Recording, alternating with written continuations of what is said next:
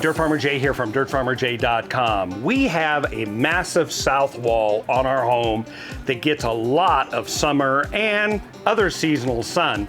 Makes those rooms on that side of the house really hard to keep temperature controlled. We added awnings, but we weren't happy with the results because they were fabric, they faded, and we upgraded to metal. Let me take you through the process. You'll love the results.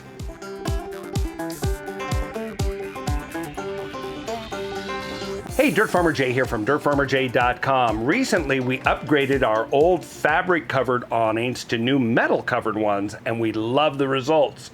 You can see how they look on the house here. They are really attractive, and there's nothing like the sound of rain on a metal shutter. We started originally with these gray fabric-covered ones, but within a year, they faded out, and we called the company back, and they said, hey, we've had some problems with that. Here's these other fabrics that we can guarantee, and we ended up with these kind of striped ones that kind of look like a beach place, but we live in the desert west of the United States, so that didn't really work out really well. And I'm preaching the choir a bit, but awnings are very popular fixtures, whether they're on commercial buildings, you see them at retailers, and they're just a great addition. But we wanted to get that great look with durability. Well, if you take a look here, you can see when we pulled this off of the building, this is the fabric awning the way it looks. And let me show you right here, this is some of the material right there. Now, while it's very durable for an awning, you can also see the hem that we pulled out here. This 28 gauge metal right here, this rib metal, is a lot more durable, and it costs about $1.65 at the time of the filming per square foot. And you're gonna need to buy about 20% over on the square footage once you calculate what you're recovering. Now, when it comes to installing awnings on your home, you can fabricate your own, you can have somebody make them, you can buy a kit.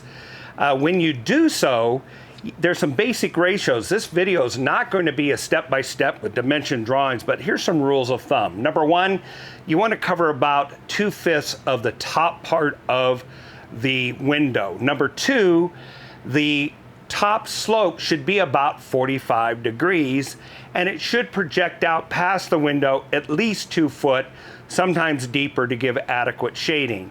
And we like the side panels because that gives more shade as the sun arches over in its path across the sky. So those are some basic ratios that you'll need. Let me take you through the process we use to take the cloth off and install the metal covering. The first thing you need to do, you can see here how the fabric stretched over it, but one of the things is retaining strips that cover the channels where the fabric was tucked and stapled into these special extrusions.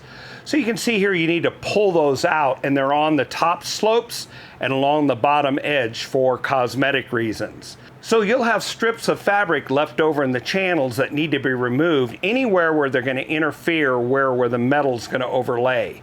So what we did is we grabbed some of those torn strips with a needle nose plier and simply rolled it up to create high leverage to pull those strips out.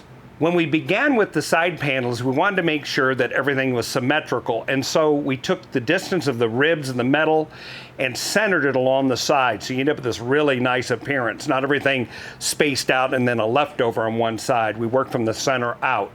Did that on both ends, and later we'll do that on the lid and the front skirt as well. So after we had those end pieces cut, then we went ahead and clamped them to the frame, drilled them with an appropriate size bit for the rivets we were using, and used a pop rivet gun to affix these securely onto the sides of the end frames. Use an excess of pop rivets instead of going sparingly. These things are going to be in the wind, and you want to make sure they hold on well. After the end panels are fixed, everything's solid, now it's time to move to the front skirt. In this case, cutting these kinds of pieces of metal like this, the toughest part is not when you're cutting in the flat, it's going over that ridge. And so we opted to use a metal cutting blade in our bandsaw. And if you've got that option, it's a great way to cut strips. We just set up a temporary fence and then ran the strips through and made plenty of stock at the right width for each of the 4 awnings that we had. If you don't have a bandsaw and you need to manually mark the lines for hand cutting, what you'll need to use is something like a metal yardstick and sight along the edge so that you get a true line that goes evenly from side to side and doesn't meander as it climbs up and over each of the bumps.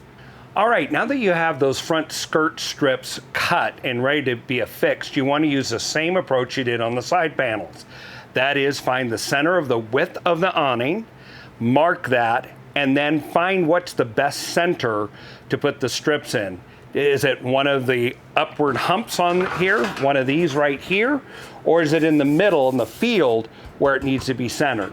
Determine that for your size awning and then lay out the strip working from the center out to both sides and cutting off the excess at the corner.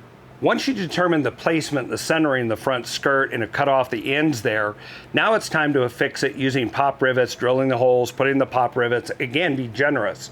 Now, if you've got an extrusion shape that does not allow the pop rivets to grip properly, then you'll need to change to one of these type of screws that are washered, have a hex head that you can drive in with a driver, and they self-tap. So this will work very well for making sure that you have adequate fastening. Now that you've got the whole skirt fastened, it's now time to put on the lid. And we have found that generally speaking, you're going to need to splice the pieces together. You want to make sure that the pieces overlap and line up with the front skirt. That is, anywhere there is a raised ridge on the front of the skirt, the adjoining piece comes down over it in the same place and creates a nice seal. You don't want a big gap that you're going to see when the awning's on the side of your house and you look up and see a big bump hole there. You want them nesting into each other. Once you determine that, it's time now to cut the main sheets on the top, and again, use the pattern on the front skirt to work right and left. Fasten the top in place using pop rivets, and again, these types of screws, if it's necessary, be generous. I keep saying that because these are going to be in the weather, in the wind, and you want them to be solid and hold everything in place. One other thing that you want to make a determination on is how far the lid is going to over project from the front skirt. So if the skirt's going like this, do you want a long projection? Do you want a short projection? We chose about 4 inches, and we think it looks really good on the shadow lines, but that's up to you to make that determination. Don't overlook splicing the panels together on the top main panel where you overlap them. You don't want something where it's going to be flapping in the wind or buzzing when the air is passing through it at high speed. So pop rivet that all together along that overlap as well to make one solid panel.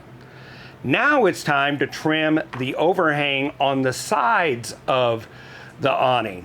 And for that, we used an electric metal shear. These can be rented. You can also purchase them at, if you're going to do a one-time knockoff, you can buy them as a kind of like a one-time tool, perhaps at Harbor Freight, something like that. Or perhaps you can rent them at a tool rental shop. But these tools allow you to cut a straight line for a long way because they nibble out a strip down the middle, and therefore you're not distorting the metal as you're cutting through it. It just removes that middle ribbon, as you can see here. Trim everything to size, and then trim the corners off or round them off manually so you don't have these sharp razor edges. Any place you think you have a sharp edge, take a file and hit them at a 45 to knock off any burrs or razors. You want these to be hand-friendly as well. Now, when you go to install these, a quick trick is all the mounting bolts are probably going to be zinc. So what we did is we simply screwed them into a big block of styrofoam insulation that's used on the siding of a building. And then we spray painted them all at once, let them dry good and solid, painted them from multi-directions so you don't have any places that were missed. But it makes it really fast, and you just handle them a couple times and they're done and ready to install. When it comes time to install them back in, these types of awnings that we constructed or had placed before use a triple bracket along the top of the building that allows the awning to simply be hung into place, screwed in through that so they can't be lifted off, and then down on the side there's another bracket about 2 fists down the side of the window that holds the whole unit locked in. Well, we've been very, very pleased with the results, and as I said, there's nothing like the sound of rainfall, and we've had some really high winds where we've lived since installing them. Not had a noise, a creak, anything moving. They're performing beautifully, and because they're metal and painted with a great grade of paint, they're gonna last for a long time. We love how they look. Well, if you like this kind of project, I bet you're a gardener. And if you are, check out this episode of our do-it-yourself garden PVC drip irrigation system. Low-tech, highly effective. You'll love the results in your garden. And while you're at it, check out this other video we made for you that YouTube thinks is just perfect. How do they do? Hey, until the next time, this is Dirt Farmer Jay from dirtfarmerjay.com.